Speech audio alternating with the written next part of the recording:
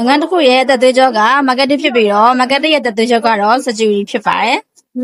ဆိုရှိမှာဆိုလို့ရှိရင်လူချင်းမင်းတို့လုပ်ငန်းအတွက်လိုအပ်တဲ့ marketing ပိုင်း page logo page cover social media design ကစလို့ marketing ပိုင်းလည်းရပါတယ်အဲ့ဒီပြင်ပေါ်မှာ marketing ရဲ့အသက်သွေးကြောဖြစ်တဲ့ security ပိုင်းလည်းရပါတယ်လူချင်းမင်းတို့ရဲ့ page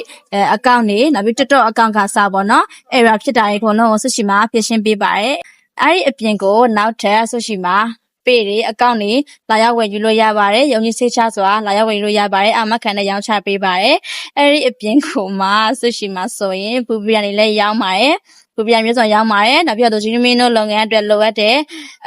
ပေးဘလူးမဲ့အကောင့်ဘလူးမဲ့တွေကိုလည်းရှောက်ပေးပါတယ်။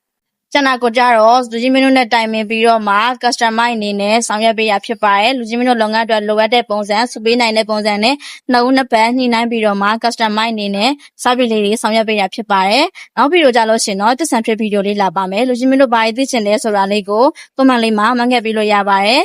ဆိုအားလုံးကိုဗီဒီယိုလေးနဲ့ဖြည့်ပေးပါမယ်ဒါမှမဟုတ်လို့ရှင်comment လေးနဲ့ဖြည့်ပေးပါမယ်ဒါမှမဟုတ်ဘူးဆိုလို့ရှင် messenger လေးလာတိုက်ရိုက်လာပြီးတော့ဖြည့်ပေးပါမယ်ကျေးဇူးတင်ပါတယ်